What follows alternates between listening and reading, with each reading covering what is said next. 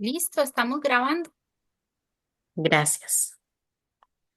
Ay, no, ya no puedo quitar esto. Ya. Bueno, muy buenas tardes. Qué placer, muchachas, muchachos, volverlos a encontrar aquí. Casi, ¿qué fueron? Casi 5 meses después de nuestra reunión el año pasado, en diciembre. Sé que mucho de lo que hablamos ya ustedes han entendido mejor. A veces hasta que lo vivimos podemos entender mejor. Realmente, para nosotros sentimos que este espacio tenía que haber llegado antes, pero por los procesos de acreditación fue imposible coordinarlo y traerlo antes. Hoy tenemos un tema y yo sé que lástima no están todos, porque ustedes son casi 90, digamos que están menos de la mitad, pero sí, yo primero le agradezco a usted que sacó el ratito para estar aquí. Sé que hay personas que yo he pedido que estén de manera obligatoria, pero yo les voy a contar. En este momento, bueno, ustedes saben que estoy leyendo los trabajos que ya casi van a ir a la comisión. Entonces, hay dos cosas que les quiero decir. Em, Cuando nos ponemos a investigar, de alguna manera tenemos que ponernos el skin, ahora que está tan de moda, ¿verdad? Este traje de una persona innovadora. Porque el informe que ustedes están elaborando, no, yo no quiero un resumen. Entonces, vieras que con el tema de apoyos me he encontrado todavía pensamientos muy cerrados, muy tradicionales. Y por eso es que hoy, bueno, gracias al experto, ahorita se los presento, eh, traemos este tema. Entonces, muchachos, yo les digo, sin miedo, como aquel que suelta tal vez algo que no sabe que le está lastimando la manita. Imaginémonos que tenemos, que estamos agarrados a ideas y muchas veces no sabemos cuánto están deteniéndonos esas ideas y cuánto nos están no nos están dejando avanzar. Yo les pido que redacten, que revisen desde los ojos, ojalá se pudieran poner unos anteojos de la innovación, de lo que es diferente, de una visión de la educación que no es la tradicional que ahorita está en el aula, porque me estoy encontrando trabajos. Les voy a contar, bueno, Viquita no sabe, con muy bonita redacción, en eso los felicito, pero yo no hago nada teniendo 5 estudiantes en un seminario que redactan hermosamente y todavía están aferrados a ideas, me hablan de enseñanza, enseñanza, enseñanza, alumno, enseñanza, pero todavía están aferrados a ideas que yo les pido que suelten, con el placer de que lo que suelto es porque voy a incorporar nuevas ideas. Esa es una de las cosas que le quería decir. Y lo otro es, recuerdo muy bien la charla que tuvimos en diciembre. Y me acuerdo muy bien porque de verdad que lo preparamos, que en el espacio, en uno de los espacios que yo les di palabras, hablamos de la cantidad de personas que revisan el trabajo de ustedes. Entonces, no se vale, muchachos, que en este momento yo sé que estamos cansados, estamos asustados, no se vale en este momento ponernos en posición de a mí no me revisen nada. A mí me dijeron que esto se hace así, así lo hice y ahora no me venga a decir que lo tengo que cambiar. Porque es muy lamentable que yo tenga que llamar a reunión a equipos que están siendo, número uno, maleducados, dejándome a mí, a la carrera, a la UNED, en mal, siendo maleducados con la persona que les está dirigiendo. Y número dos, reclamando de que a mí no me corrija. Vean, muchachos, qué pena. En este proceso, y se los advertí, nos van a corregir muchas personas. Y corrijo yo, corrige comisión, corrigen los asesores y después vuelven. Entonces, no se vale, no se vale aquí ponerse en llantos de, usted me dijo que todas las tildes iban amarillas, ahora no me venga a decir que me faltan ponerlas de rojo. A veces sí, a veces pasa, entonces no se vale, ¿verdad? Evitemos tener un disgusto que yo les tenga que llamar la atención, porque número uno, están siendo maleducadas y número dos, no digo todas, ¿verdad? Cada quien sabe de quién estoy hablando, pero me ha pasado con algunos estudiantes que creen que no, ya usted me dijo que eso se escribía y eso está en piedra y ya está con Poxipol y esto no se quita. No, muchachos, este proceso no es así. Y las personas que los están acompañando como directores, nunca la intención es hacerlos perder tiempo. Siempre es que el trabajo vaya de calidad para que apenas llegue a comisión pueda pasar a fase 2. Bueno, Apoyos educativos, un tema, como les decía, que nos exige soltar nuestra piel vieja y ponernos una nueva piel. Por eso tenemos este semestre, yo espero que sean muchos semestres más, pero si no, este semestre tenemos un excelente pedagogo y especialista en lo que es educación inclusiva, que es el profesor Álvaro Jiménez. Él es director también de trabajos finales de grabación y él muy amablemente, porque no puedo yo pagarle por esta charla tan especialista que él nos va a dar, les va a hablar a ustedes como estudiantes de licenciatura que están en fase uno en su mayoría y que están redactando y que están investigando sobre el tema. Vean la riqueza y bueno, digo yo, el privilegio de poder tener este apoyo. Hoy les pedí a todos que vinieran porque sobre apoyos todos tenemos que aprender y a la par de Álvaro vamos a aprender mucho. Entonces, Álvaro, te doy el pase, nada más les digo que al final vamos a pasar la lista de asistencia para que sepan. Y entonces, Álvaro, bienvenido. No sé si gustas prender la cámara. Bueno, gracias, buenas tardes. Como lo dijo doña Karen, este es un espacio para enriquecer, este es un espacio hemos visto la necesidad de poder abordar el tema de apoyos educativos, el tema de DUA, desde el modelo social de derecho y desde el proceso de educación inclusiva. Quisiera iniciar con una pregunta y pueden ir respondiendo por medio del chat, o si ocupan si quieren expresarlo de forma oral, le damos la palabra. ¿Ustedes qué piensan respecto a los apoyos educativos? ¿Los apoyos educativos fueron creados únicamente para dirigirlos a población en condición de discapacidad? Yo te ayudo ahí leyendo lo que Sí, ponen en el chat. por favor, Sí. porque es importante saber partir desde esta concepción, de la concepción que yo tengo como persona respecto a los apoyos educativos, para ir eliminando ciertos mitos que tenemos nosotros y que suceden, que lo vemos nosotros en la práctica en el centro educativo. Como les dijo, mientras que espero participaciones de todos ustedes, como le dijo doña Karen, yo soy tutor también de trabajo final de graduación y además soy docente de servicios de apoyo, de un servicio de apoyo en conducta en una escuela pública del MEP. Entonces, debemos de derribar muchas barreras todos los días, ¿verdad? Dentro de este proceso hacia una educación inclusiva.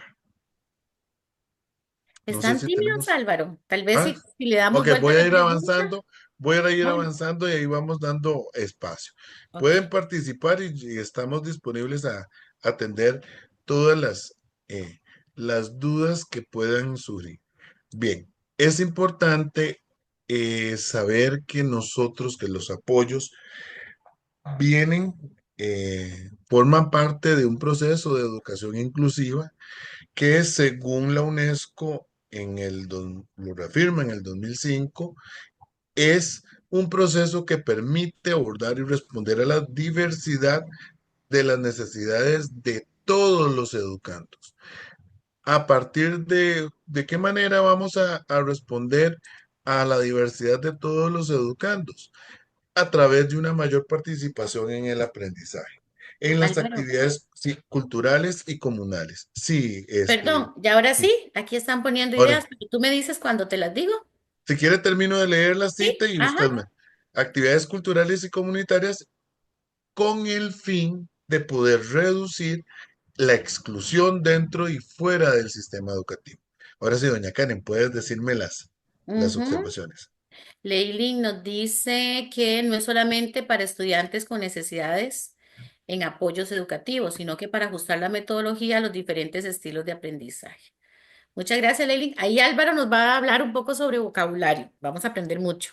Ok. Luego, Sarita nos dice, en mi opinión, creo que es para todos en general. Todos tenemos formas diferentes. Excelente, Sarita. Diferentes formas de aprender, pero no lo terminé de leer.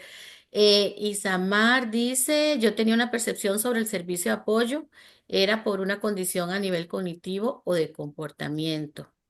Digamos como que es algo que Isamar tenía y Ajá. ya, como que estaba dejando. Olga nos dice que en algún momento todos necesitamos apoyos educativos. Noily, los apoyos educativos se aplican a todas las personas estudiantes, sin embargo, facilitan el proceso de aprendizaje de la persona con una condición especial.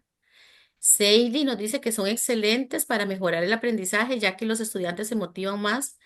Me imagino que por aprender toman importancia a la mediación para todos los estudiantes. Y Wilber, aquí sacando la cara por los varones en este grupo, Ajá. dice, buscan eliminar barreras en el proceso de mediación pedagógica y asegurar la participación plena en el sistema educativo. Muy bonito, Wilber, sí. Muy amables, muchas gracias. Eso. Espero que este espacio sea para construir en conjunto. A modo de síntesis, logré anotar diferentes frases o palabras de las que ustedes eh, dijeron en los mensajes y podemos decir que en efecto, que los apoyos deben de motivar. ¿Por qué? Porque deben de surgir, deben Papi, de partir, sí, deben de partir de lo que el estudiante, de las características y necesidades de la persona, del estudiante, ¿verdad? Entonces, nosotros a la hora de implementar algún tipo de apoyo, ese apoyo debe de responder a lo que necesita ese estudiante y también debe de cumplir con un principio, debe motivarle a ese estudiante, debe ser oportuno y pertinente. Y por ende, al motivar a ese estudiante ese apoyo, nos va a facilitar, le va a facilitar a él su proceso de aprendizaje y con eso estamos dando una opción, una estrategia tangible para eliminar una barrera. A veces nos quedamos, ay, pobrecito ese estudiante con ese historial. Nosotros dentro de las aulas, ustedes y yo, tenemos estudiantes que cada vez están viviendo situaciones dentro de su contexto familiar, su contexto comunal, desde su propia vida y desde su situación de salud, en donde se evidencian muchas barreras. Y nosotros no nos podemos quedar como docentes, no nos podemos quedar en el pobrecito, porque el pobrecito no lo va a salvar a él. Esa persona necesita tener las herramientas para poder responder en un entorno social. Y es nuestra responsabilidad, nosotros tenemos la responsabilidad de pensar en el momento en que el proceso de planeamiento de una clase es un proceso muy rico. En el momento en que nosotros planeamos, nosotros no solo debemos de pensar con los estudiantes con alguna condición de discapacidad que tenemos en nuestra clase. Nosotros en el momento de que planificamos la lección, nosotros debemos de pensar en la totalidad de la población a la que se le pretende aplicar dichas estrategias. Y por eso nosotros tenemos que lograr que cumplir dentro de esa planeación este principio, responder a la diversidad de las necesidades de todos, ¿verdad? Entonces, aquí empezamos con la parte de la educación inclusiva. La educación inclusiva viene de diferentes modelos predecesores, ¿verdad? Entonces, tenemos un modelo educativo que se dio hace muchos años, que es el modelo de exclusión, que lo podemos ver en la primera imagen. Entonces, en ese modelo teníamos la población con discapacidad, por llamar un grupo de la población que está en centros educativos. Sí, ellos estaban en su centro. Entonces, la población sin ninguna discapacidad, entre comillas, ¿verdad? Estaba dentro del sistema formal o regular de la educación y la población con discapacidad tiene que ir a los centros de enseñanza especial. Luego ampliamos ya vimos que este modelo de exclusión caducó porque lo que pretendía era brindarle nada más una atención a la población con discapacidad de manera asistencial, de manera para atender sus necesidades médicas y de salud, no necesariamente una parte pedagógica en el proceso de aprendizaje. Pasamos al modelo de segregación. Y ahí es donde surgen las famosas aulas integradas que ya están en que ya quedan poquitas en el sistema. Entonces, sí pueden estar dentro de un sistema regular, pero aquí no, ¿verdad? En un espacio destinado para ellos. Entonces empezamos en un modelo de segregación que por lo general, tristemente pudimos tener la experiencia, los que trabajamos en aula integrada, que el aula integrada era el último lugar, el lugar más lejano y más oculto del centro educativo en alguno de los casos. Y llegamos al modelo de integración, que fue cuando la población con alguna condición de discapacidad empezó a formar parte desde nuestro sistema, del sistema educativo formal, y entonces en ese proceso se realizaban, estaban dentro del aula, pero entonces yo tenía a la población sin discapacidad en un sector del aula y como Juancito ocupaba más atención, ocupa más atención de mi parte como docente, lo tengo en una fila solo y con material separado, ¿verdad? Y llegamos al modelo que debería en la práctica estar vigente. En este momento tenemos muchas brechas respecto a este modelo, muchas barreras, muchas cosas que superar, que se supone que estamos en un modelo inclusivo, que entonces nuestro currículum, como la liga, le estiramos el currículo nuestro planeamiento es tan flexible que logramos que toda esta realidad que está dentro de una aula entre. Entonces, proponemos una diversidad de actividades que favorecen la participación y la adquisición de un proceso de aprendizaje, no de Juan, no de Luis, no de Camilo, sino de toda la globalidad, de toda la población que debemos de atender. En este modelo es en el que estamos en este momento. Que existen barreras que en la práctica más bien parecemos que seguimos estando en modelos anteriores como el integrador. Sí, sí podemos estar en la práctica funcionando como un modelo integrador en muchas cosas, pero nosotros, en mi responsabilidad y su responsabilidad, trascender, ir más allá, decirle a la comunidad como tal que estamos equivocados respecto a la forma del modelo que estamos aplicando y también no solo decir que estamos equivocados, porque no queda ahí, sino que desde nuestra práctica como docentes y ustedes que están realizando trabajos finales de graduación, desde la redacción del documento pueden plasmar información que permita educar. Lo que ustedes están produciendo nos va a educar a las personas que lo lean, va a educar a la comunidad educativa y van a incentivar derribar distintas brechas. Es importante que la mediación pedagógica para la atención de la diversidad debe de ir en miras dentro del enfoque de una educación inclusiva. Y para eso nosotros tenemos que tener, en el momento que estamos planificando actividades, tenemos que tener en nuestros pensamientos, dijo doña Karen, nosotros nos tenemos que bañar de estos tres postulados. Número uno, tenemos que partir de las experiencias vivenciales del estudiante y de la comunidad. Nosotros tenemos que conocer ese entorno comunal. Prácticas inclusivas que se han venido realizando, no tristemente, no en todos los centros educativos.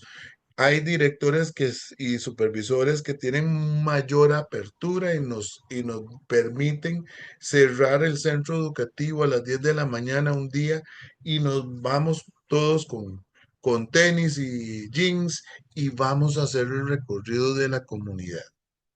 ¿Por qué? Porque nosotros necesitamos conocer dónde viven nuestros estudiantes, no solo los que tienen mejores condiciones en familiares y que viven en entornos con una mejor condición, donde vive la diversidad de nuestra población, los que viven en buenas condiciones y los que no viven en condiciones o que viven en condiciones que no son las mejores. Entonces, para conocer la comunidad educativa, no hay nada mejor que realizar una gira. Entonces, lo que se hace en esos espacios es, como les dije, se cierra el centro educativo en una hora y previo a esto se establece una logística en donde se hacen subgrupos de docentes y se distribuyen zonas de la comunidad, en donde todos van a conocer distintas zonas y al final se termina en un conversatorio, en donde todos van a expresar eh, situaciones que observaron de ese entorno que lo visitaron. ¿Por qué? Porque nosotros tenemos que estar muy ubicados desde nuestro rol de docente de lo que pasa en ese centro educativo. Por ejemplo, ustedes con el trabajo final de graduación, ustedes realizaron un diagnóstico a ese de necesidades de ese centro educativo. Muy básico, sí, pero ustedes pudieron en ese diagnóstico a la hora de aplicar entrevista a la docente y a las directoras, pudieron identificar distintas barreras, ¿verdad?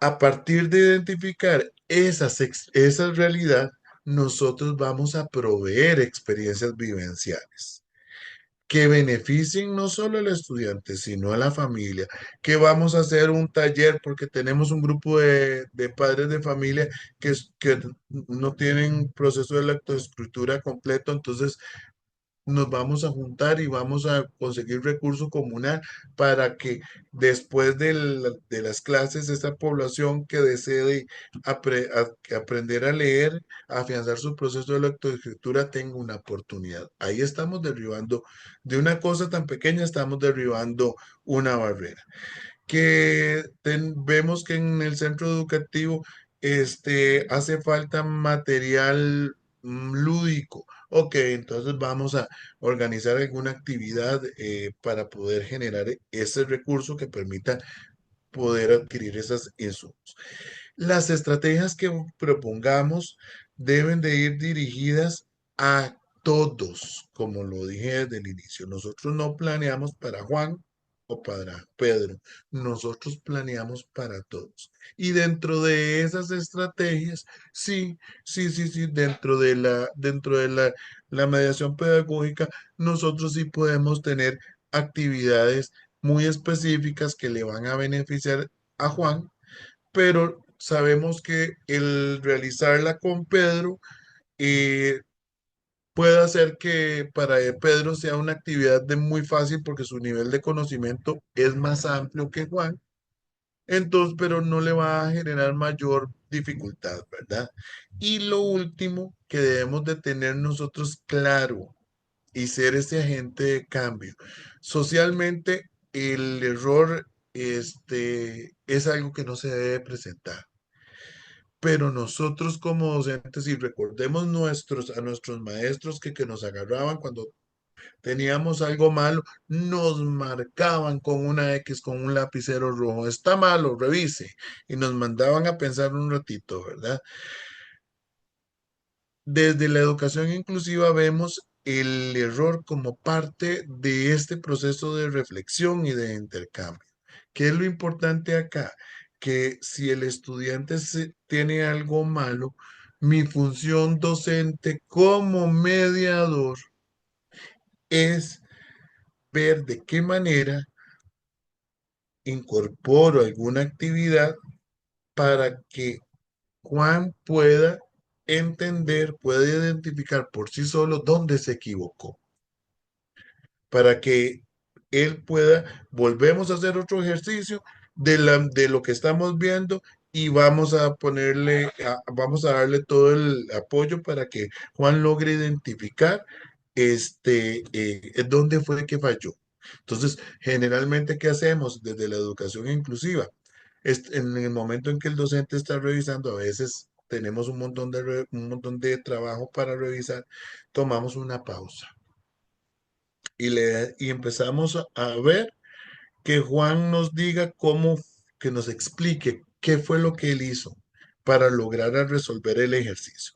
Y entonces ahí nosotros como docentes nos vamos a dar cuenta dónde él cometió el error. Posiblemente este proceso en donde él nos vuelve a explicar dónde falló, posiblemente puede él darse cuenta porque falló, ¿verdad? ¿Dónde falló? Pero si no se da cuenta, nosotros por medio de preguntas o por medio de señalarle la parte del ejercicio donde está el error, podemos ayudarle para que él se dé cuenta qué fue lo que hizo mal y que a partir de ahí borramos, volvemos a corregir y sabemos y que él se dé cuenta que su propio error le va a permitir, primero, aprender. ¿Por qué? Porque se da cuenta de que una parte del ejercicio, el proceso que hizo no era correcto. Y en segundo, le va a permitir sentirse satisfacción. ¿Por qué? Porque desde esta metodología nosotros vemos el error como parte de ese crecimiento y parte de ese intercambio. Muchas veces la forma de poder corregir no es ponerle el malo, sino es, ok, si yo tengo un compañero que dentro del aula, un otro estudiante que maneja el contenido y pueda funcionar de compañero tutor, que compañero tutor no es que le haga el trabajo, no, compañero tutor es esa persona que logre generar ese proceso de reflexión al compañero sobre su propio proceso y poder facilitar que el niño se dé cuenta de su error, del error que cometió en el propio proceso pedagógico. Entonces, con base a estos tres principios, nosotros cambiamos. Como docentes, nosotros cambiamos. ¿Por qué? Porque nosotros no somos desde la educación inclusiva, desde el modelo social, nosotros no somos los dadores de contenido. Ya se acabó la época del docente que le dice, saquen el cuaderno de ciencias y empiezan a escribir y a copiar un montón de información teórica sin sentido, sin contexto. ¿Qué es el rol? ¿Cuál es el rol del docente desde la educación inclusiva? Número uno, propiciar el respeto a la diversidad. ¿Por qué? Porque nosotros tenemos que establecer dentro del entorno del aula un clima óptimo, un clima en donde todos se sientan respetados, se sientan queridos, en donde todos los que están dentro de esa aula sepan que pueden levantar la mano, que pueden participar sin miedo. ¿Sin miedo a qué? Al rechazo, a la burla, a que me equivoqué. ¿Por qué? Porque desde un enfoque inclusivo vemos el error como un proceso enriquecedor dentro de este proceso de aprendizaje. Y es un docente que va a llegar al aula no a quejarse de que le falta iluminación al aula, de que le falta material, de que no le alcanzó el tiempo para planear. No, un docente que va a llegar desde su rol a eliminar barreras dentro del aula. ¿Cuáles barreras? Las que detectó dentro del entorno del aula. Y no es el docente que metodologías anteriores lo ponen como el dador del conocimiento. No, no, no, no, no. Nosotros mediamos conocimiento que el estudiante tiene desde su propia vivencia, desde su propia experiencia. Y entonces, desde el enfoque inclusivo, el estudiante es el centro del proceso de enseñanza y de aprendizaje. Y entonces aquí nuestro rol como docente desde la mediación pedagógica es utilizar distintas estrategias que permitan que el rol central o el centro de este rol pedagógico sea asumido por el estudiante, como qué estrategias, como el trabajo colaborativo, eh, como el aprendizaje basado en proyectos, que son estrategias, la estrategia taller, que son experiencias que permiten que el estudiante sea el creador de su propio conocimiento. Y nosotros somos los guías, los mediadores. ¿Y qué nos va a permitir eso? Que la población estudiantil pueda, a partir de la diversidad de experiencias que se dan dentro de ese proceso pedagógico, enriquecerse. Favorece este tipo de rol del docente, favorece a un estudiante con discapacidad. Sí, sí lo va a favorecer, pero la visión principal es pensar en todos. ¿Favorece a todos mis estudiantes? Por supuesto. ¿Por qué? Porque yo desde mi rol estoy dando el protagonismo a ellos. Y les estoy diciendo, chiquillos, ¿qué tema les interesa? Por ejemplo, y ellos me van a decir, ay, profe, a mí me interesa la final del fútbol nacional. Entonces, una docente innovadora va a buscar diferentes material que tenga que ver con la historia del fútbol y a partir de la historia del fútbol, por ejemplo, en español va a ver hiato y diptongo, por ejemplo, con temas que sean significativos para ellos. No significativos para la docente, sino significativos para los estudiantes. Es ahí en donde muchos hablan tristemente se venden planeamientos, ¿verdad? Pero estos planeamientos están totalmente descontextualizados a una realidad de un grupo de estudiantes. Por eso es el hacer énfasis en que nosotros tenemos la magia de contextualizar ese contenido. Si tienen alguna duda, alguna consulta, pueden hacerlo por el chat y con mucho gusto ahí me interviene doña Karen o Victoria y ahí le damos la participación.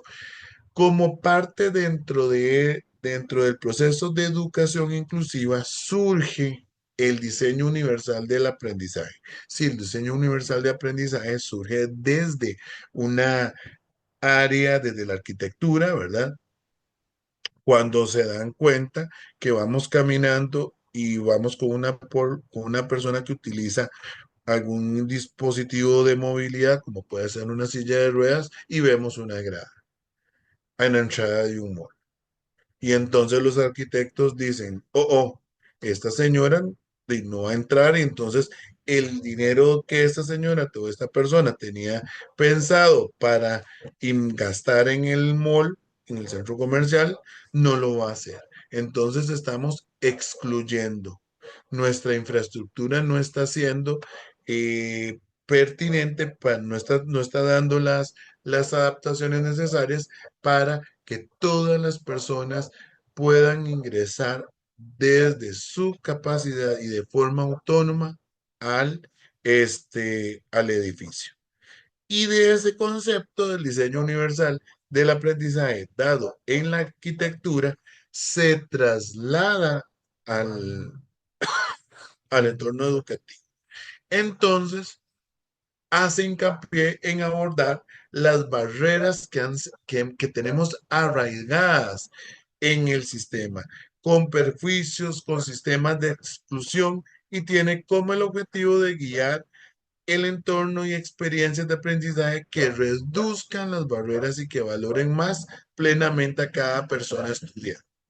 Entonces, aquí es lo importante. ¿Qué, qué debemos de entender nosotros del diseño de un universal del aprendizaje? Son todas aquellas actividades o adaptaciones que realizamos para que todas las personas que van a trabajar un determinado indicador, un determinado contenido, entren.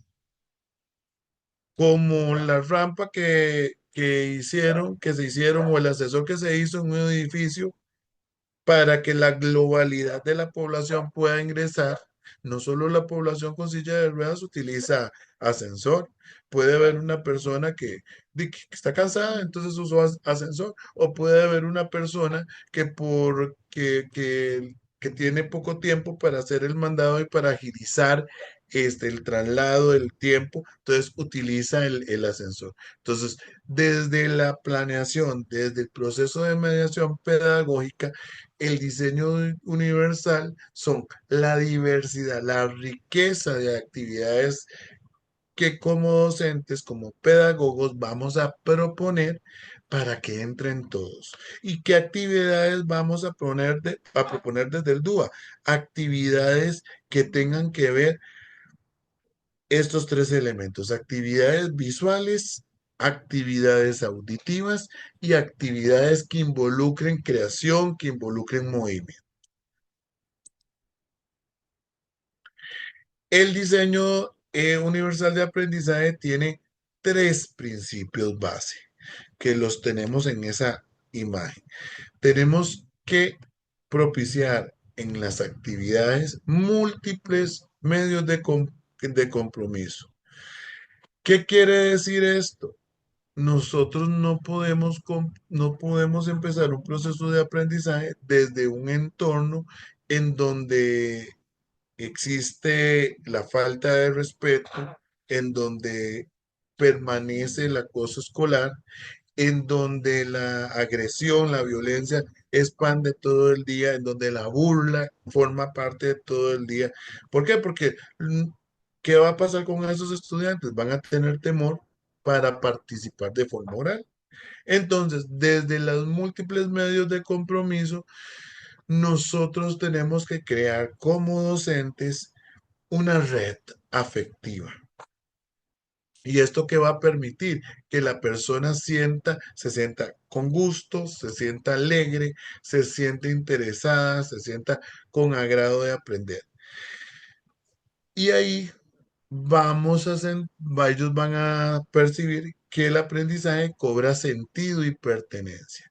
Yo no puedo llegar a dar un contenido matemático, por ejemplo, problemas de matemática, y hablar y hablar de Kiwi, por ejemplo, y el grupo de los estudiantes que yo tengo en el aula, con costos, su recurso financiero familiar les alcanza para comprar una mandarina y un banano.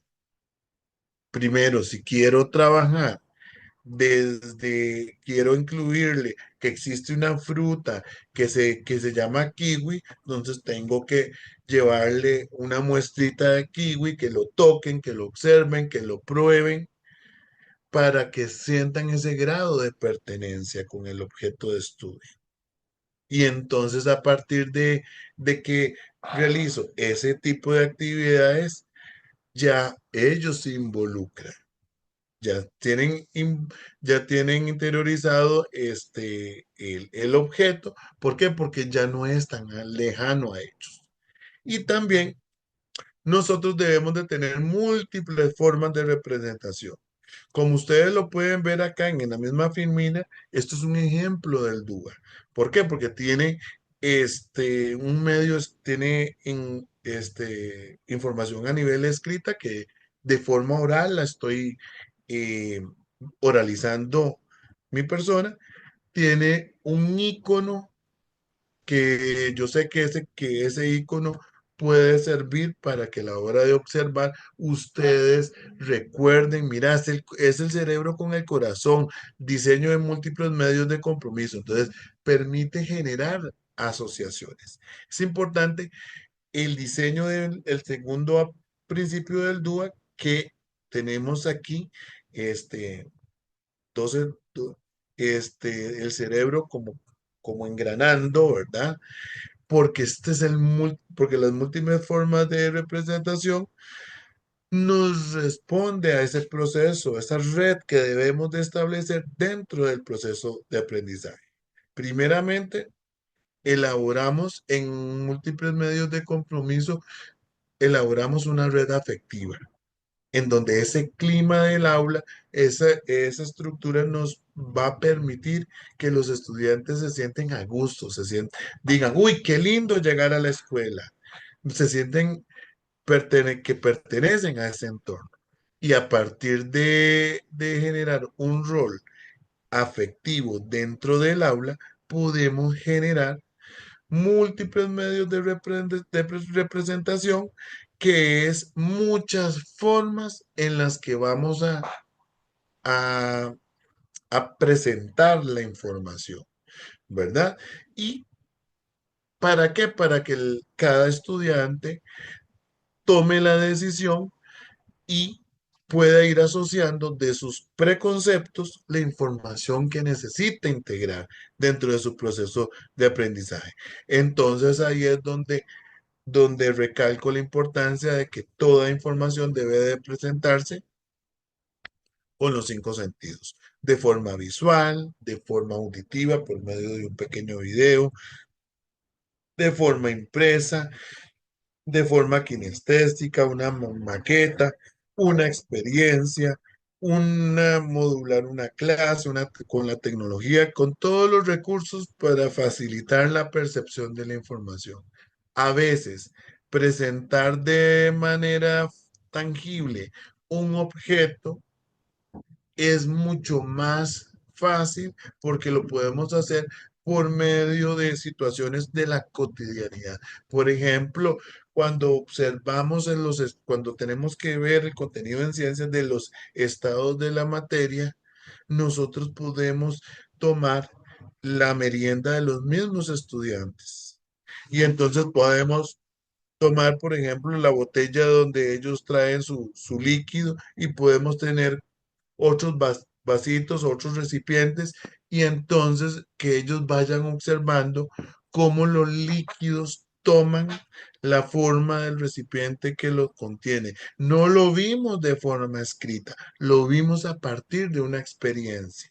Y esa experiencia va a ser significativa para el niño con discapacidad y para el niño sin discapacidad.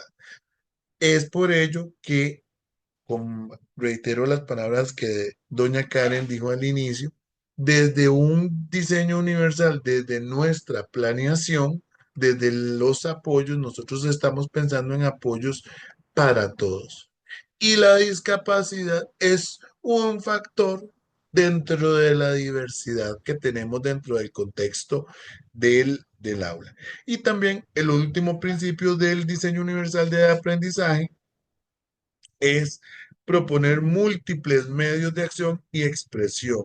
¿Qué quiere decir esto?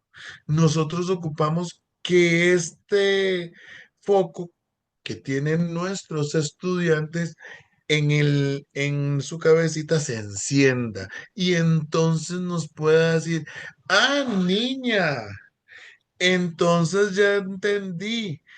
Si yo agarro el agua y la echo y la dejo o abro el tubo y lo dejo correr, con razón baja por el desagüe, porque como el líquido y el líquido no tiene forma, ocupa un recipiente. Entonces, estas relaciones nosotros lo ocupamos cuando nosotros lo ponemos en evidencia, cuando logramos diseñar diferentes estrategias para la acción y la expresión, que puede ser de forma oral, que puede ser por medio de un debate, al leer una noticia de una situación de que pasó en el barrio y podemos decir quiénes están a favor, quiénes están en contra, por qué estás a favor, por qué estás en contra de esta situación, qué soluciones proponen.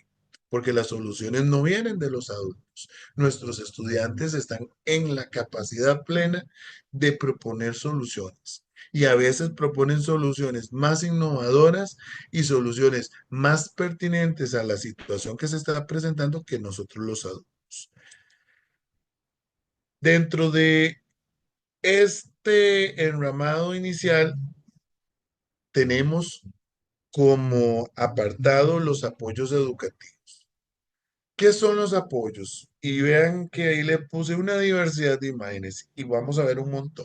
Son todos los recursos, todo lo que nosotros hacemos en el aula y todo lo que hacemos de forma colaborativa con otros profesionales.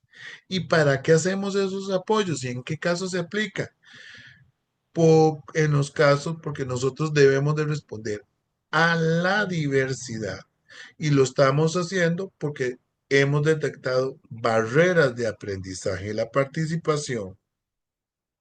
Entonces nosotros los apoyos no van dirigidos, los apoyos van dirigidos para minimizar los efectos negativos dentro del proceso de aprendizaje de esas barreras que hemos detectado. Dentro de los apoyos existe lo que se llama frecuencia e intensidad de apoyos, ¿verdad? La frecuencia quiere decir las veces en que se utiliza el apoyo. Y la intensidad es y la frecuencia son las veces que se le dice y la intensidad es con la fuerza, por llamarlo coloquialmente, que se hace presente ese apoyo. Y dentro de esos, dentro de la fuerza e intensidad de apoyos, tenemos apoyos de tipo intermitente, ¿verdad? Eh, que se utilizan en periodos cortos o en periodos específicos de la vida. Entonces, por ejemplo, tenemos un apoyo intermitente, tenemos un estudiante que se fracturó en su pierna y debe utilizar andadera. ¿La andadera la va a utilizar permanentemente? No, mientras que su hueso sane. Entonces, un mes, mes y medio va a utilizar ese dispositivo, pero es un apoyo. Y tenemos apoyos que son limitados, ¿verdad? Eh, que hay apoyos que nosotros proponemos que utilice la persona de estudiante por largo tiempo, pero sabemos que ese apoyo en algún momento se lo vamos a eliminar. Entonces, por ejemplo, a nivel sensorial, tenemos niños en primer grado que muerden. Y entonces en el mercado existen mordedores sensoriales que van a inhibir el mordedor sensorial, que el niño, en lugar de morder a otro menor de edad, utilice su mordedor sensorial y muerda el dispositivo.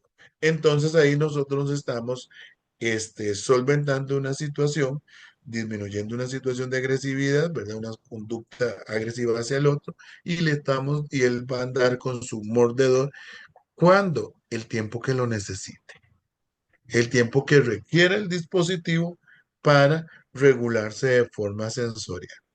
Y tenemos apoyos de forma extensa, que esos se aplican de forma continua y regular, ¿verdad? En distintos entornos. Un apoyo extenso, y aquí vemos, vean que aquí tenemos el reforzador visual, lo tenemos la agenda, las rutinas.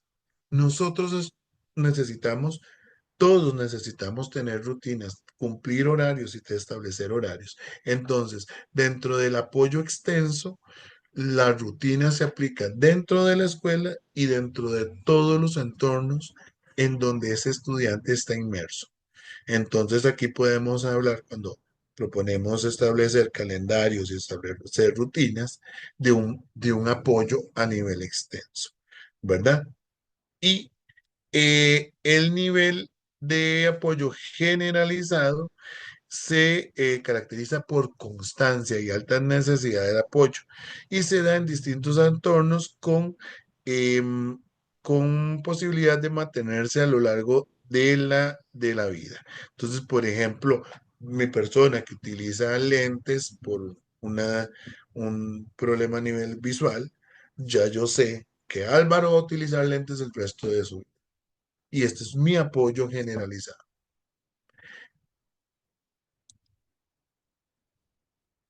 Como parte de los apoyos, es importante indicar que nosotros no trabajamos dentro de un concepto de adecuaciones. Nosotros trabajamos desde un concepto de apoyos. ¿Por qué es importante hacer y recalcar esta diferencia? Porque nosotros brindamos, vamos a cambiar de un modelo en donde la palabra adecuación viene en donde ponemos ciertas cosas para que él se adapte, porque el problema es él, la persona estudiante. En cambio, desde el marco de apoyos, nosotros brindamos una diversidad de apoyos porque el entorno está fallando, porque el entorno tiene barreras. Entonces, desde el modelo social, las deficiencias o los problemas no surgen de la persona, surgen del entorno y la interacción con este. Entonces, dentro de los apoyos tenemos personales, organizativos, materiales y tecnológicos y apoyos curriculares. Vamos a ir explicando y voy a ir presentando diferentes imágenes de ese tipo de apoyos. La idea es que ustedes logren tener como amplíen un poco el panorama respecto a las opciones de este tipo, de cada uno de estos tipos de apoyo, pero nosotros como docentes somos muy creativos y podemos crear una infinidad de apoyos. La idea es enriquecer, el objetivo es que cada uno de nosotros enriquezca cada uno de estos, eh, cada uno de estos apoyos. Respecto al apoyo personal, estamos hablando de personas. ¿Qué quiere decir? Son todas estas personas, son todos estos profesionales que ayudan, que acompañan el proceso educativo del estudiante. Entonces, por ejemplo, otros docentes de educación, pueden ser docentes regulares, docentes de educación especial, el psicólogo, el psiquiatra, el terapeuta ocupacional, la profesional en lenguaje que atiende a este estudiante, terapia física, los mismos compañeros que están pendientes que Juan recoja las cosas, de que no deje todo regado en el suelo, que a la salida, lo que estamos nosotros acomodando para que los estudiantes salgan del aula, él se anticipa o ella se anticipa y apoya para que el estudiante pueda tomar sus cosas y ordenar sus cosas dentro del espacio. Entonces, apoyos personales, estamos hablando de todos los profesionales. La familia también es un apoyo personal.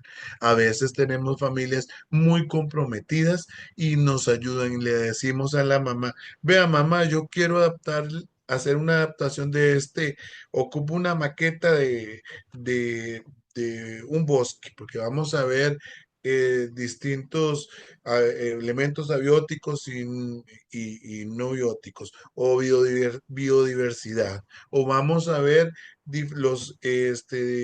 en español, vamos a empezar a formar oraciones. Entonces ocupo fotos de la familia para que sea algo, fotos de actividades familiares, para que él primero me oralice qué fue lo que pasó en esa, qué foto, qué episodio de la historia familiar se vivió en ese momento y posteriormente podamos con ayuda ir transcribiendo y que él vaya redactando una oración de lo que vivió.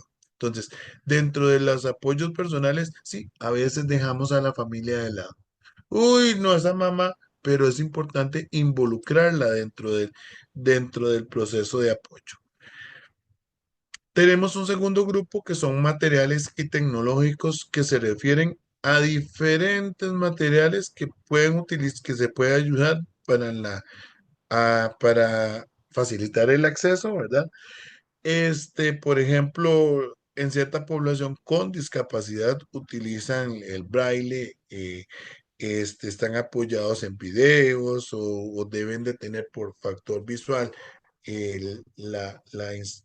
la iluminación dentro del entorno, debe ubicarse de alguna manera, de una manera que le permita optimizar el remanente de luz que hay en el entorno, entonces se les hace este tipo de adaptaciones al pupitre y o se utiliza otros sistemas aumentativos y alternativos de comunicación que pueden ser los pictogramas. También tenemos distintos mobiliarios adaptados. Tenemos dispositivos o aparatos electrónicos y también materiales adaptados. Vean aquí en materiales adaptados que ese mapa con relieve beneficia a Juan, a Pedro y a Camilo, a todos, con o sin discapacidad. ¿Por qué? Porque trabajar, el sentir, el que ellos sientan, el que ellos toquen ese mapa y toquen donde el relieve del mapa delimita una provincia, por ejemplo, con respecto a otra, y decirles, aquí es donde vivimos, esto es San José, va a ser más significativo el proceso de aprendizaje. Y aquí en la imagen de abajo, este, tenemos diferentes entornos, el entorno de casa, el entorno del colegio y la rutina de esos entornos. Y lo podemos hacer con materiales que tenemos a la mano. Dentro de los apoyos materiales, ¿verdad? Tenemos superficies con diferentes superficies con texturas.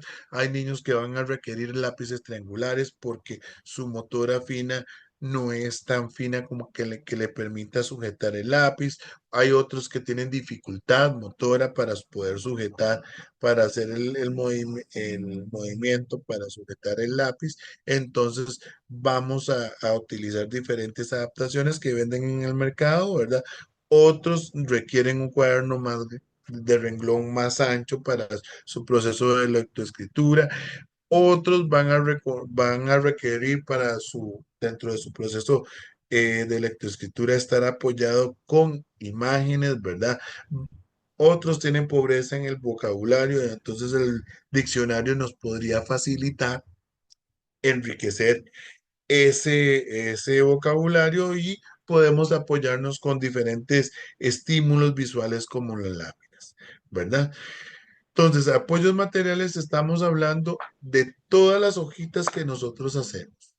A veces nosotros imprimimos una hoja y sabemos que para Juan ese ejercicio, lo que viene en esa hoja es mucha cantidad, podemos segmentarle la actividad o podemos, el simple hecho de agregar una imagen a esa actividad marca la diferencia muchas veces, ¿verdad? O por el contrario, si la actividad es de escribir y sabemos que Juan todavía no nos escribe, pero sí nos puede asociar, el cambiarle el sentido, la misma actividad, nada más cambiarle la forma en que tiene que hacerla, cambiar de escribir a que relacione y le damos las frases, lo que tiene que unir separado, eso va a permitir, esa adaptación va a permitir que sea más significativa para él. Y por acá tenemos diferentes apoyos tecnológicos y diferentes productos de apoyo que generalmente estos productos de apoyo sí se utilizan con población con alguna situación de discapacidad, ¿verdad? Respecto a los apoyos organizativos, nosotros estos tienen que ver con la organización del tiempo y el espacio y el clima organizacional del aula. ¿Cómo ubicamos a esos estudiantes? Nos sirve trabajar en grupo, nos sirve tener un agenda calendario en un sector de la pizarra en donde le anticipemos a ese estudiante que es muy ansioso, pero beneficiamos a todas y todos al decirles, miren, hoy empiezan en español, luego recreo, posteriormente vamos al comedor, luego matemática. Eso beneficiará a todos, claro, beneficiará a todos. Y también muchas veces podemos utilizar este los diferentes dispositivos para organizar el tiempo, como los reloj de arena. ¿Por qué los reloj de arena? Porque es un objeto tangible que podemos ubicarlo dentro de un espacio de aula, ¿verdad? En niños que todavía no manejan el reloj y podemos hacer concreto algo abstracto como es la medida del tiempo. Y le podemos decir, ok, tienen 5 minutos y 5 minutos es cuando la arena pasa de un lugar a otro. Entonces podemos lograr, nosotros podemos lograr que el niño pueda tener una noción de ese tiempo. Bien, dentro de los aspectos organizativos está la forma en que distribuyo a los estudiantes, en que se distribuyen los estudiantes dentro del aula, la forma en donde yo como docente me ubico mis materiales. También está este, también nosotros, una adaptación o un apoyo organizativo es que puedo realizar actividades en el patio, puedo realizar actividades utilizando el permiso extramuros en diferentes apoyos o instituciones de la comunidad, ¿verdad? Dentro de apoyos organizativos, ¿cómo mejoro la limpieza? ¿Cómo mejoro la iluminación, la ventilación? Que traiga un rotulador, que traiga un mural nuevo, ellos se van a ilusionar, ¿verdad? ¿Cómo promuevo dentro de la realidad del aula espacios para promover las relaciones interpersonales de ellos? ¿Cómo traigo, si voy a ver el mapa de Costa Rica, entonces y a partir del mapa voy a analizar con ellos las diferentes aspectos culturales de las provincias, consigo un objeto de cada provincia y me monto un rinconcito, una mesita y los pongo ahí. Ya con solo eso, si ustedes le cambian dentro del entorno del aula, más de un niño va a llegar a decir, niña, ¿y qué es eso? Van a, vamos a incentivar la pregunta, el cuestionamiento. Y eso va a hacer que lleguemos, como lo dije en el primer principio del DUA, a enganchar, a captar desde el corazón.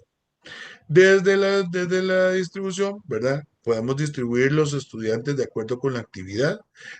Es importante que los estudiantes aprendan a trabajar en grupo. Vivimos en un entorno social en donde debemos de trabajar de forma colaborativa. También los diferentes tipos de estrategias para distribuir el tiempo, para alimentar. O sea, no es posible ver estudiantes que están en clase y que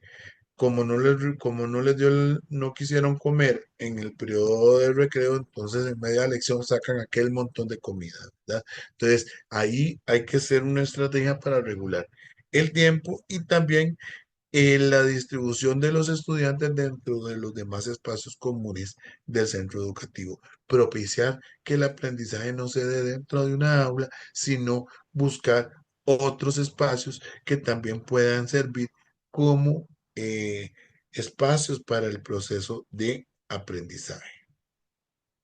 Y después de todos estos apoyos que son complementarios, tenemos el apoyo curricular. El apoyo curricular es el apoyo en donde modificamos, ya sea temporal o permanente, elementos del currículo en los programas de estudio para responder a las necesidades educativas de ese estudiante en particular. Y ahí tenemos los apoyos significativos y no significativos. Dentro de los apoyos curriculares no significativos, son acciones que realiza el docente, ¿verdad? Con el fin de que el aprendizaje sea adecuado, a fin de atender las necesidades educativas del estudiante, no modifican los indicadores o la programación del currículum. Este estudiante con apoyo curricular no significativo recibe el mismo currículum, pero si hacemos diferentes adaptaciones, como cuáles, podemos presentarle material específico. ¿Como qué otra segmentación? Le segmentamos las actividades. Entonces, en este momento, de los 3 ejercicios me va a hacer uno. En otro momento en otra lección vamos a retomar y va a ser otro ejercicio. ¿Como cuáles? Le damos material adaptado, ya sea específico para una necesidad que detectamos. Por ejemplo, no sabe colocar en la cajita de valores los números. Entonces, yo como docente le voy a hacer por medio de clave de color que un material que él pueda tener a mano en el momento que tenga que sumar y restar. Entonces, él va a ver desde ese modelo que tenemos, de ese apoyo visual, le va a servir de guía para el momento de colocar. Entonces, los apoyos curriculares no significativos son todas estas estrategias que son diversas, van a responder a una necesidad específica. Y los apoyos curriculares significativos en sí son modificaciones que se realizan, ¿verdad? Ya sea para modificar el indicador o el objetivo a trabajar o reducir el contenido. Aquí sí me voy a detallar, voy a quedarme un poquito más para poder marcar la diferencia entre el no significativo y el significativo. Es importante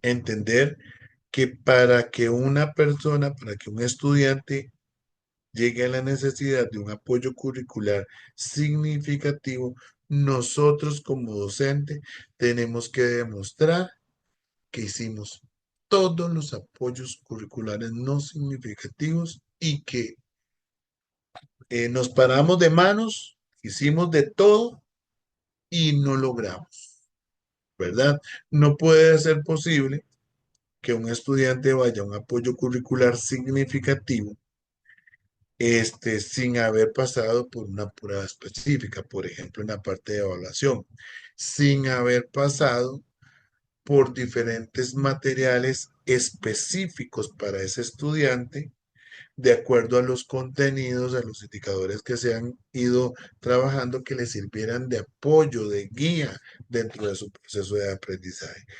Eso no es posible dentro del entorno.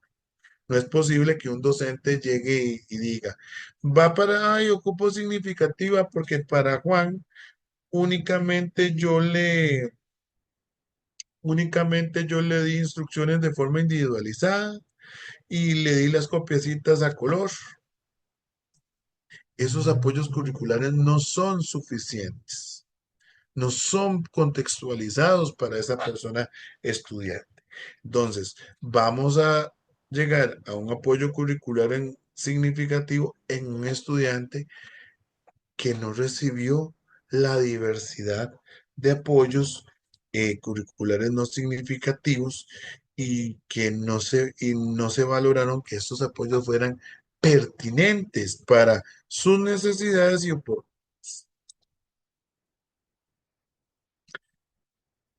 ¿Quién aplica los apoyos curriculares no significativos? Los apoyos curriculares no significativos lo aplica la docente. ¿De qué materia? Los docentes de materia eh, básicas, de idioma y de materias complementarias. ¿Por qué? Porque cada uno es pedagogo en su asignatura. Sí, Victoria. Hay un comentario en el chat, no sé Sí. si es una afirmación o una consulta. Ajá. Es sobre la prueba específica. Dice, el MEP eliminó la prueba. Y después dice Elisa, ¿quién evalúa la estructura de exámenes?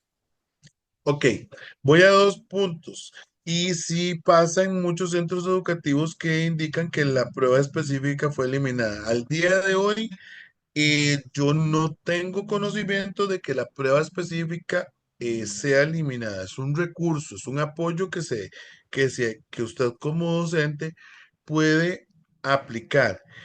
Y este, se supone que en los centros educativos las personas encargadas de guiar que esa prueba sea pertinente o tenga los insumos necesarios para que el estudiante eh, pueda responder de forma óptima, que no quiere decir que le voy a hacer una prueba con un nivel de dificultad menor para para que Juan pase. No, no, no, no, no. Aquí estamos planteando una prueba que responda a lo que se trabajó, ¿verdad? Y que le genere un reto cognitivo a ese estudiante.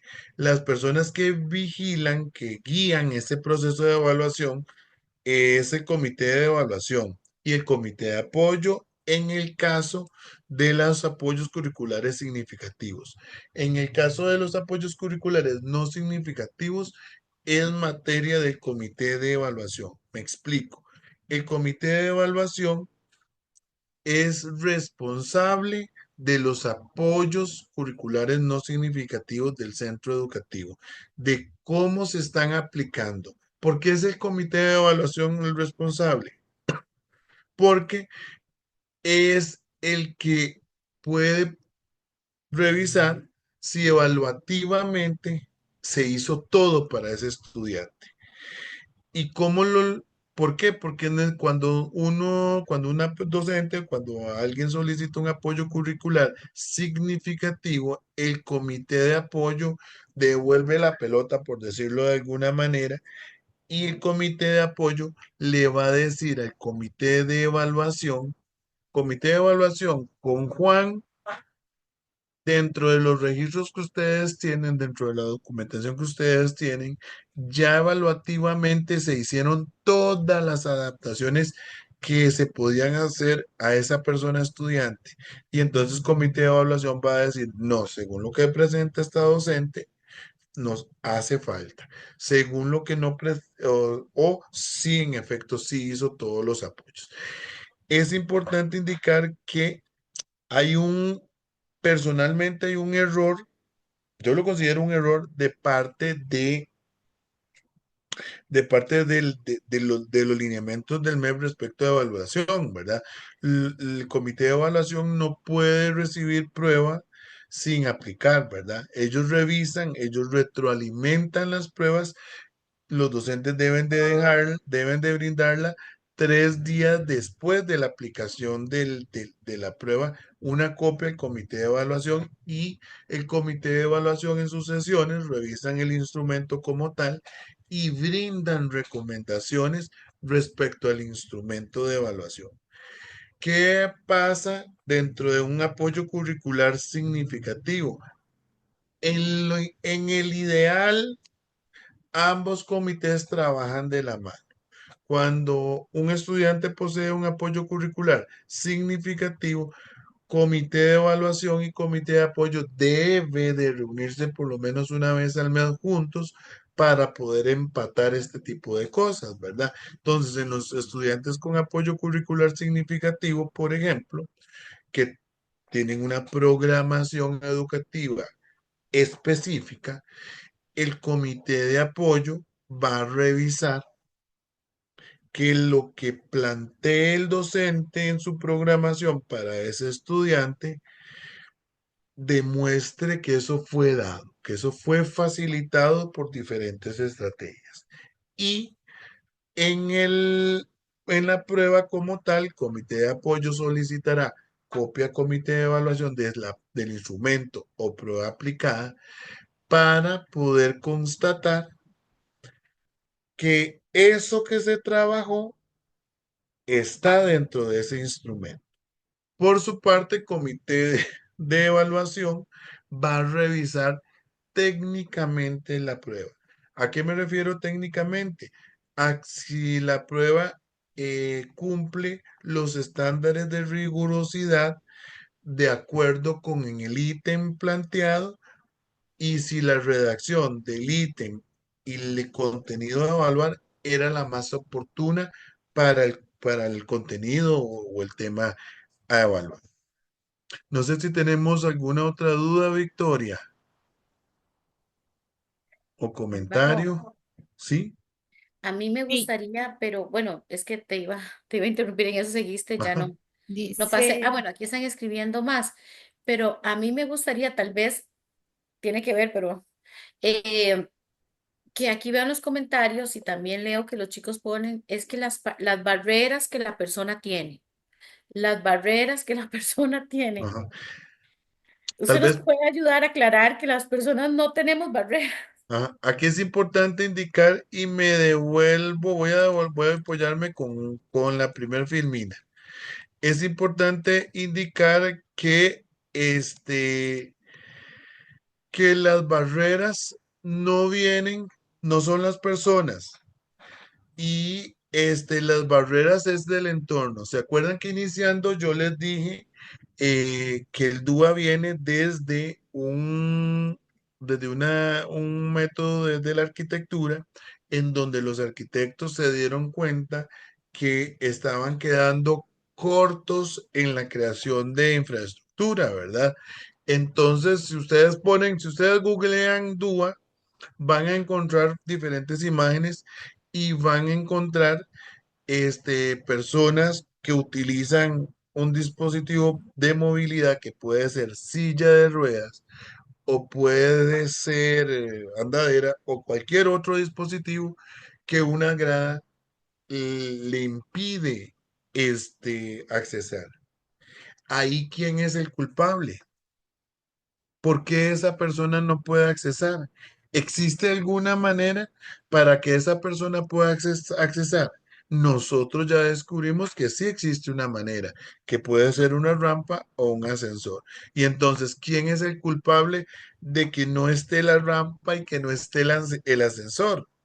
Las personas que elaboraron el edificio como tal. Ese edificio careció de un enfoque global de poder observar la diversidad que está en el entorno, ¿verdad? Y poder brindar respuesta a todas las necesidades y a todas las características de la comunidad. Es una brecha muy importante. O sea, ninguna persona presenta barreras. Y en las aulas dicen, es que él no lo logra, es que él tiene que adaptarse. Y lo escuchamos de los que trabajamos MEP, escuchamos, es que Juan es muy desordenado, él no lo logra, tiene que adaptarse, porque yo no le voy a dar ni un minuto más, ¿verdad?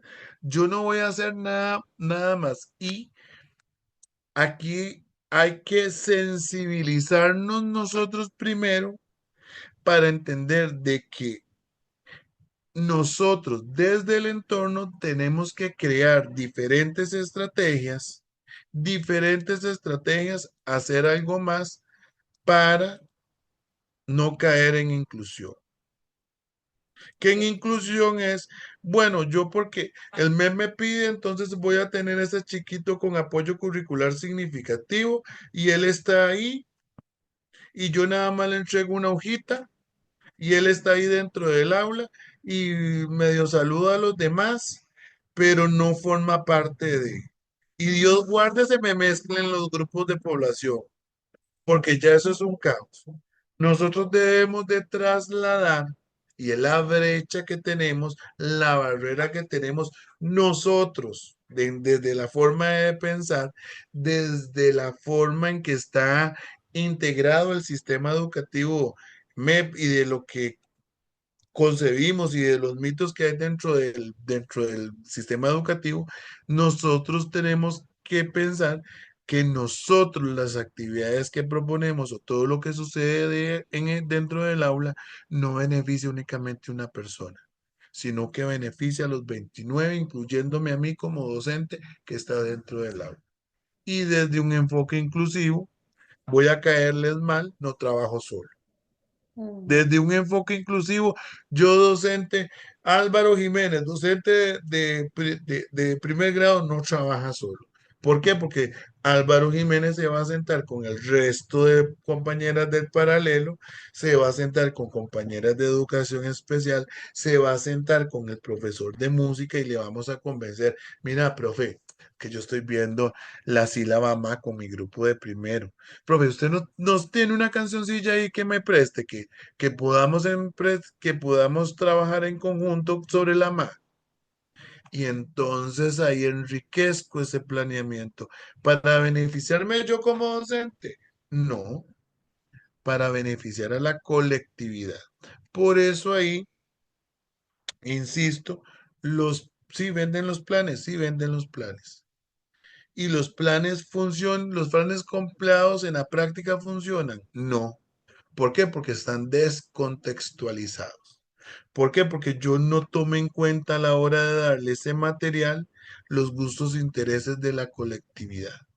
Que a veces puedo, que a veces puedo, que son diversos intereses. Sí, sí, pero entonces vivimos en un sistema democrático, entonces yo puedo llegar a decir, este, puedo poner 12 temas a lo largo del año, 10 temas a lo largo del año y hacemos votación. Vamos a hacer votación, por ejemplo, de marzo a julio. Vamos a hacer votación sobre qué temas base quieren ellos que trabaje, que se trabajen los contenidos académicos. Y entonces dicen astronauta, dicen el mundo espacial. Y entonces todo el material va a girar sobre ciertos datos del espacio.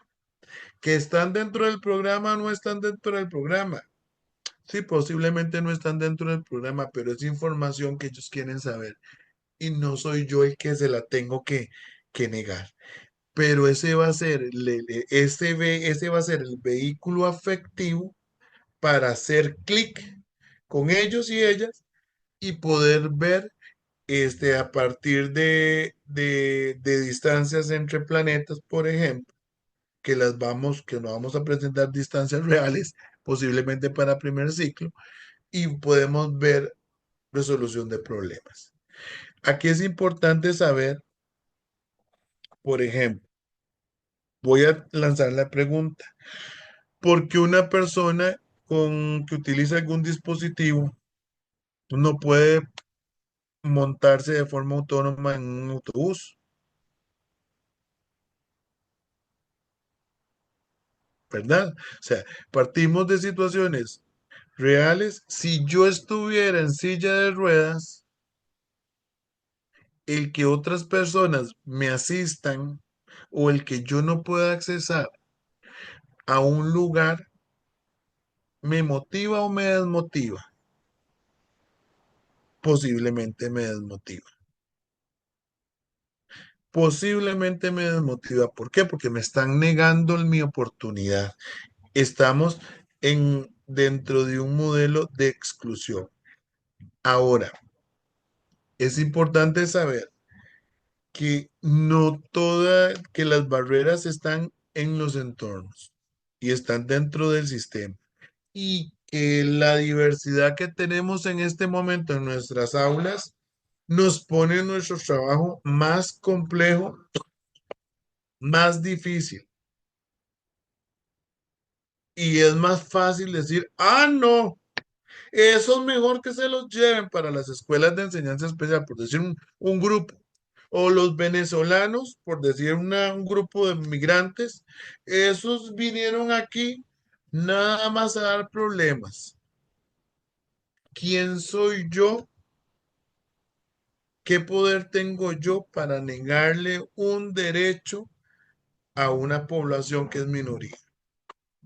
Ahí es donde nosotros tenemos que ponernos a pensar, ¿quién soy yo para negarle el derecho? ¿Y quién soy yo para poner techos? A mí me preguntan, yo desde la parte de educación especial, a mí me preguntan, profe, ¿y mi hijo hasta qué va a saber? ¿Hasta dónde va a llegar? Todo lo que él pueda saber de acuerdo a sus capacidades y sus limitaciones, pero todo lo que él quiera y pueda aprender, lo va a hacer y se va a realizar como persona en donde él cree que es su punto, su fuerte. Entonces, desde un enfoque inclusivo, desde el modelo que estamos, nosotros, nuestra función como docentes es brindarle a los estudiantes estos apoyos que le permitan al estudiante tener todos los insumos para aprender por sí solo. Sí, Victoria. Es que hay dos preguntitas en el chat. Sí, Dice, en ajá, el caso de una escuela unidocente es diferente. ¿Cómo se haría lo del comité de apoyo y comité técnico asesor? ajá. Y Voy a también explicar, otra estudiante sí, dice que actualmente piden que en los planeamientos se marque con color las actividades que se realizan con los estudiantes con apoyos educativos. Entonces, ¿eso es parte de la exclusión? ajá, vean. Veanlo, le voy a aclarar las dos consultas. Muy bien. Aquí es importante para englobar las dos cosas. En dirección uno, que son las escuelas unidocentes, no tienen comité de apoyo propio ni comité de evaluación propio, ¿verdad? Pero pertenecen a una región educativa. Y al pertenecer en una región educativa, tienen un asesor o asesora regional de evaluación o de educación especial. Y en educación especial, además, tienen un equipo regional itinerante, que puede ser completo, puede estar formado por solo una persona. Entonces, en las escuelas unidocentes, la solicitud de apoyo la hace el docente al administrador del centro educativo y éste la eleva a la asesoría de educación especial, que es el ente el que luego con el informe va a determinar, va a determinar si requiere o no requiere el apoyo. Lo mismo sucede con esa articulación que debe existir entre el apoyo, entre el comité de apoyo y el comité de evaluación. Esa solicitud posiblemente evaluativamente es valorada por el asesor de evaluación y el asesor de evaluación le va a decir al asesor de educación especial si ese estudiante evaluativamente se hizo o no se hizo todo. Respecto a la operalización de la API, nos vamos a devolver un poquito con el tiempo. Hace muchos años, y me voy a devolver en la presentación para ver la parte de integración.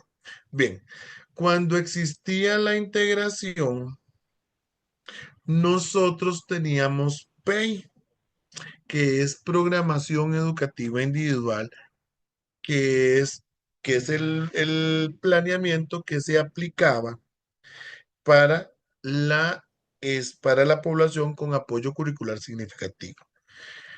Todavía se aplica la P, pero la aplicamos de distinta manera.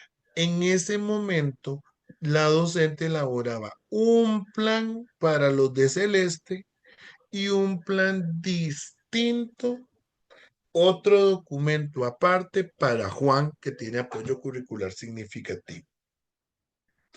En este momento, desde nuestra realidad, nosotros, los docentes regulares, lo que elaboran es la operalización del PEI. ¿Y en qué consiste la operalización del PEI? La operalización del PEI consiste en que usted, docente regular, va a determinar de los indicadores, objetivos, como se llame lo que va a ver de acuerdo con el programa de estudio. Usted va a determinar en qué actividades y en cuáles son los indicadores que usted, que es estudiante con apoyo curricular significativo, va a participar. Y Habrán muchos en donde lo que pretenden desde la inclusión es que la mayoría o que un alto número de esas actividades sean desde el DUA, que participe el estudiante con discapacidad con y el estudiante sin discapacidad, con sus adaptaciones. ¿A qué me refiero con adaptaciones? Por ejemplo, si yo estoy en un grupo de tercer grado y están viendo el sistema digestivo y están viendo todos los órganos, tal vez del estudiante con apoyo significativo, aprenderse tanta cantidad de partes del sistema de órganos, del sistema digestivo, no lo logre. Pero en actividad inicial que yo ponga un video sobre las partes del sistema digestivo y cómo funciona el sistema digestivo, él puede formar parte, él puede participar. Entonces yo ahí señalo con color que esa actividad específica lo va a beneficiar a él y va a beneficiar a la colectividad.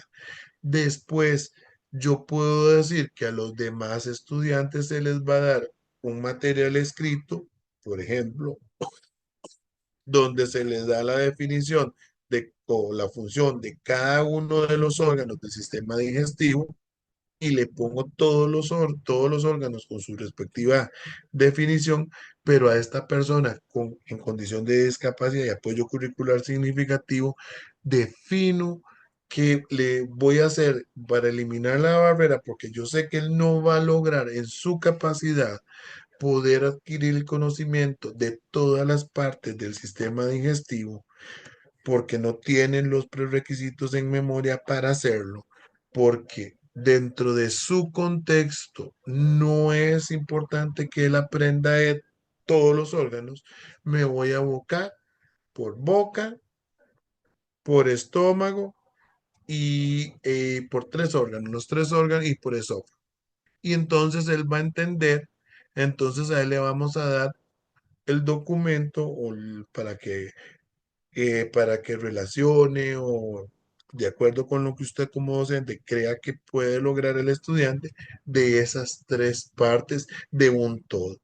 Y él va a aprender y me voy a sentir satisfecho y satisfecha de que Juan, con apoyo curricular significativo, logre entender que en su cuerpo el alimento entra por la boca, que debemos de masticarlo para que baje por el esófago y llegue al estómago en donde muchos jugos van a lograr realizar una mezcla de jugos gástricos y va a permitir que nuestro cuerpo, a partir de lo que él comió, pueda adquirir diferentes nutrientes. Eso es lo que yo ocupo con con este estudiante hipotético o en condición de discapacidad.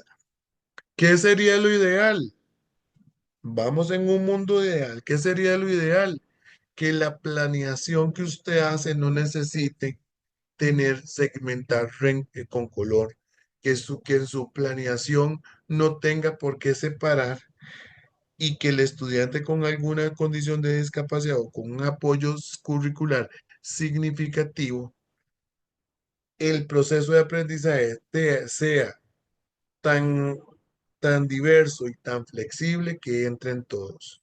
Pero desde nuestra realidad y desde la realidad educativa, nosotros sabemos que hay una población específica, que es la población que tiene apoyo curricular significativo, que no tiene las bases para entrar en todo. Y entonces ahí es donde usted como docente va a pensar en que este estudiante va a entrar en la mayoría de actividades.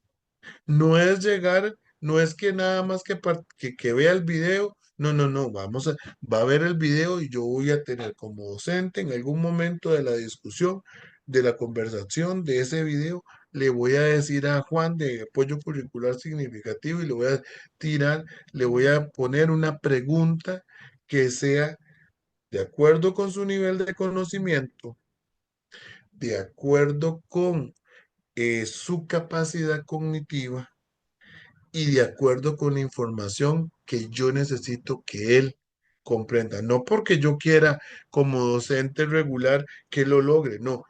Recuerden, cuando trabajamos con población con apoyo curricular significativo, trabajamos habilidades adaptativas. Y este conocimiento teórico lo tenemos que trasladar. Este conocimiento teórico nosotros tenemos que priorizar qué de este contenido, qué de estos tres objetivos de este mes me va a servir para que Juan, le va a servir a Juan para su vida, lo va a hacer más independiente.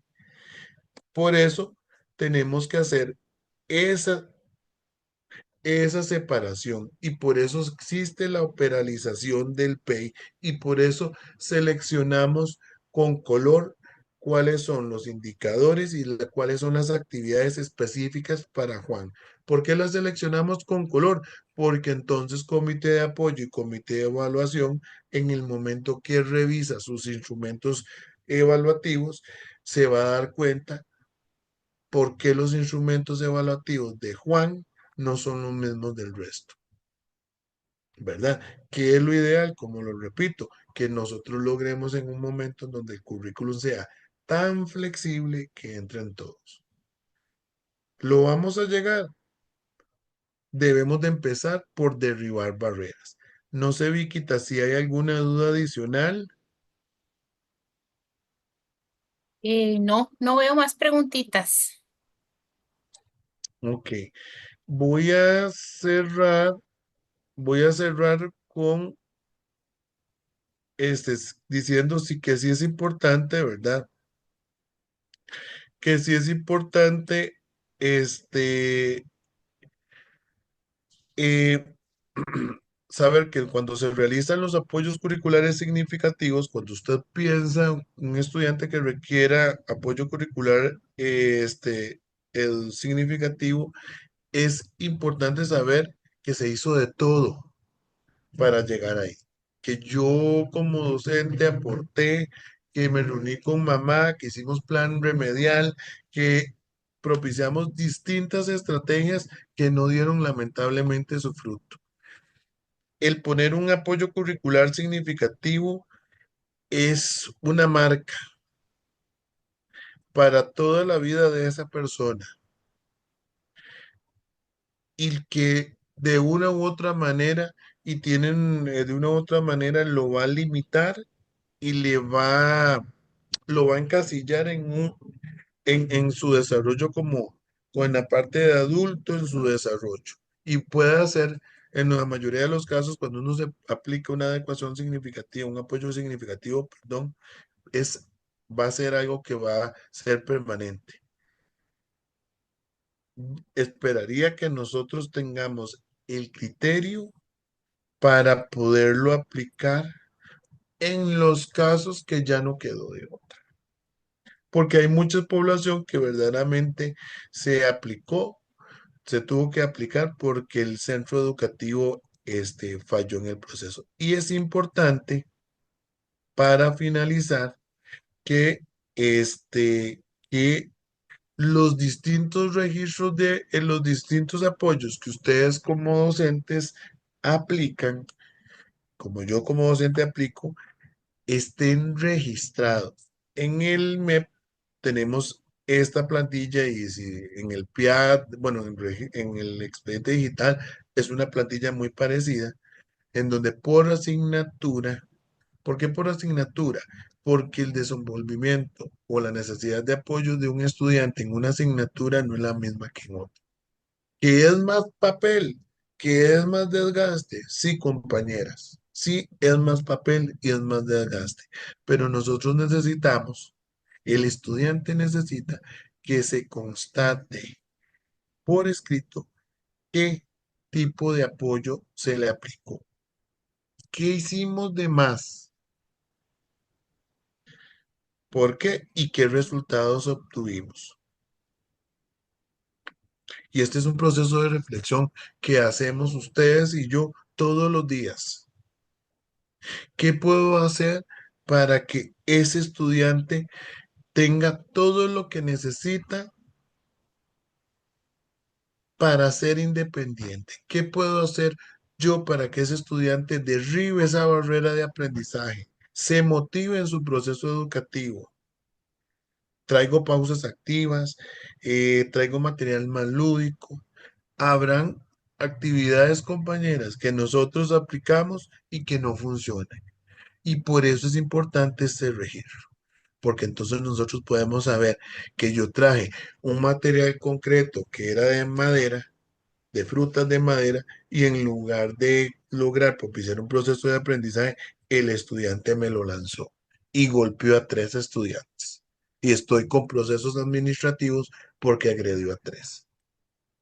Entonces ahí me tengo que sentar a reflexionar si la forma en que se propició el apoyo fue pertinente, si anticipé la situación, si regulé el uso del material, si qué pude haber hecho de más para que ese apoyo que le di funcionara de alguna manera.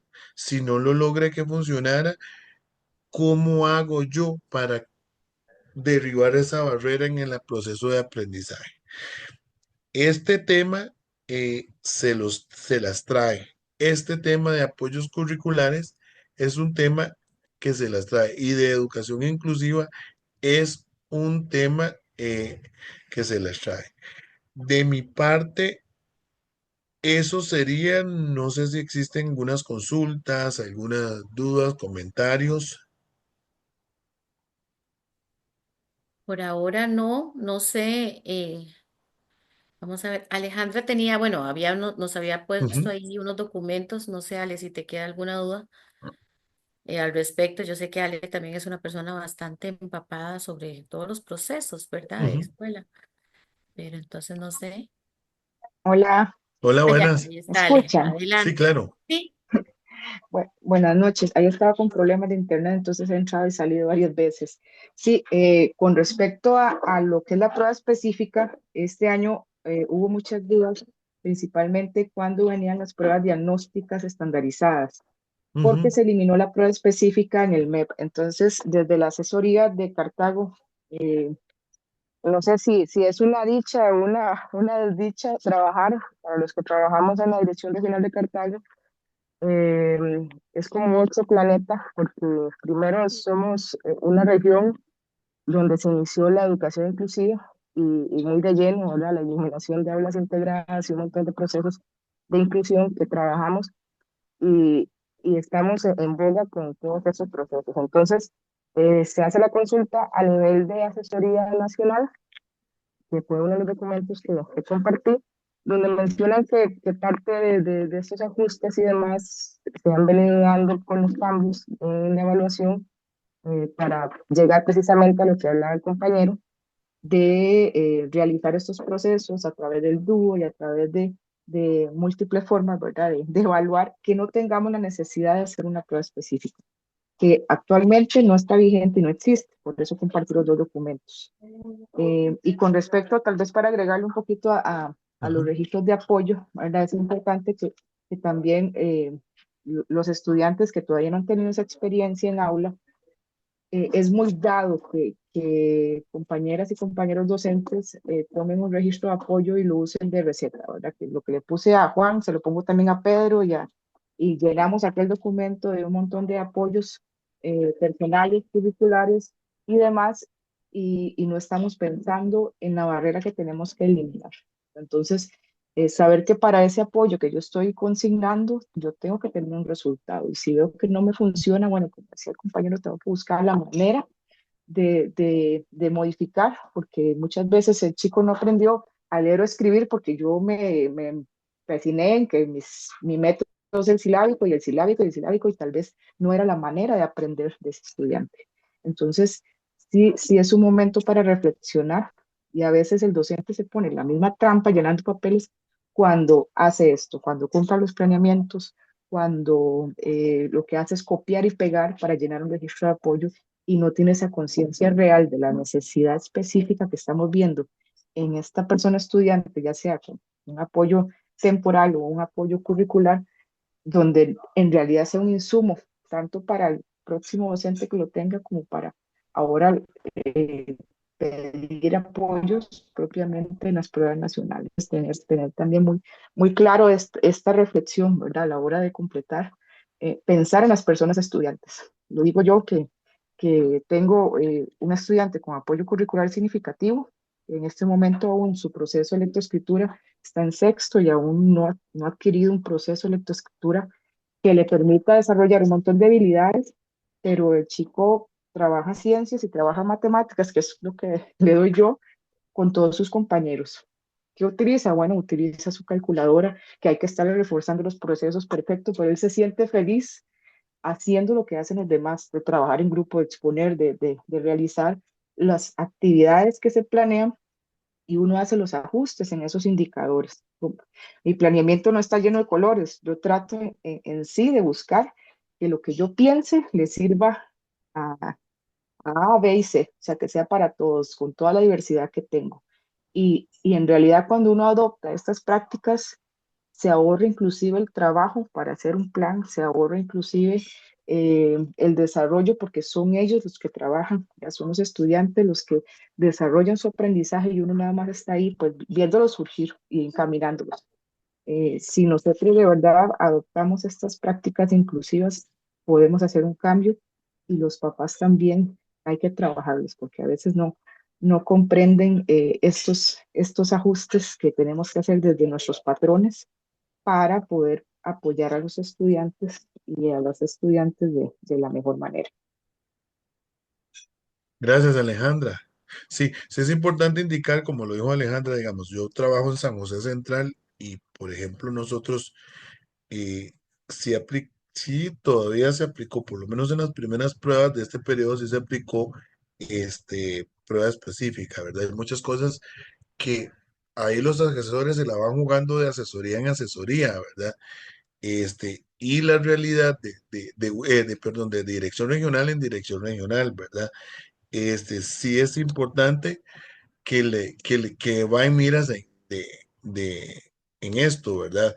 En eliminar la prueba específica, este, como está pasando en Cartago, ¿verdad? Cartago lleva a nivel de educación inclusiva, Cartago lleva a nivel nacional la batuta, ¿verdad? Desde la educación inclusiva y muchas de estas situaciones que están presentando Cartago, ¿verdad? La idea es que permeen todo el sistema, pero seguimos con distintas barreras. No sé si hay más algún comentario, si no, podemos hacer el cierre de la actividad. Yo creo que podemos hacer el cierre, Álvaro. Creo que la gente Gracias. está muy contenta y muy clara, ¿verdad? Ujú. Ujú. Es importante antes de hacer el cierre eh, que existe un documento, este documento que sacó Asesoría Nacional, Departamento de Apoyos para el Estudiantado con Discapacidad, que se llama Apoyos Educativos, una visión integral, que lo sacaron en noviembre del año pasado. Este documento ya lo tiene doña Karen, y la idea es que este documento sea facilitado a los tutores de trabajo final de graduación porque para que sea utilizado por los proyectos de graduación que involucran apoyos educativos o que involucran el DUA porque aborda aborda la temática, ¿verdad? Entonces, como mensaje de cierre, esta información se les va a hacer llegar. Voy a dejar De compartir. de compartir. Excelente, Álvaro. Yo creo que voy a prender la cámara. Ya hasta ahora ya mi pelo ya no. Yo creo que qué importante, ¿verdad? Como una y otra vez nos haces ver que la responsabilidad que nosotros tenemos muchas veces hasta en marcar, ¿verdad? Como tú decías, si a alguien le ponemos un apoyo significativo, eso puede marcar toda una vida, ¿verdad?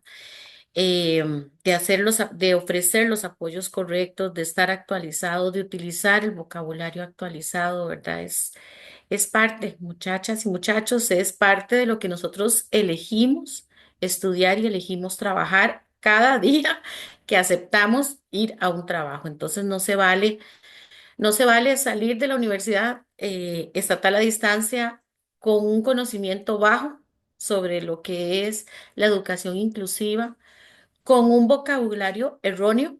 No se vale. En eso tal vez yo soy demasiado quisquillosa. Y tampoco se vale seguir llevando una educación centrada en el adulto.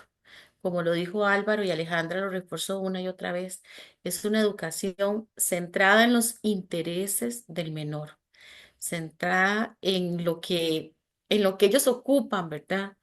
Entonces cuesta mucho, pero es un aprendizaje y es un reto que cada uno tenemos que asumir, ¿verdad? Em, bueno, no sé, Álvaro, si queda algo más, si no, yo creo que ya la lista se puso, ¿verdad? Ya la mayoría firmó. De mi, de Entonces mi parte, agradecerle, ¿perdón? gracias, Karen. No, de mi parte, solamente agradecer a la participación de todas las personas el día de hoy y de mi parte eso sería, doña Karen. Excelente. No más, nosotros no tenemos cómo de verdad agradecerte este ratito, la preparación que hiciste y cómo nos permites que estudiantes de la carrera salgan bien, bien preparadas en este tema, ¿verdad? Por lo menos conocedoras. Muchísimas gracias, Álvaro, por su bondad. Entonces, muchísimas gracias, muchachos. Continuemos aquí. Yo sigo leyendo trabajos, tengo muchos que leer, pero ya he devuelto bastantes. Ahí les va a llegar mis comentarios en los trabajos de ustedes. Mucha suerte y ya van a ver que nos va a ir muy bien a todos.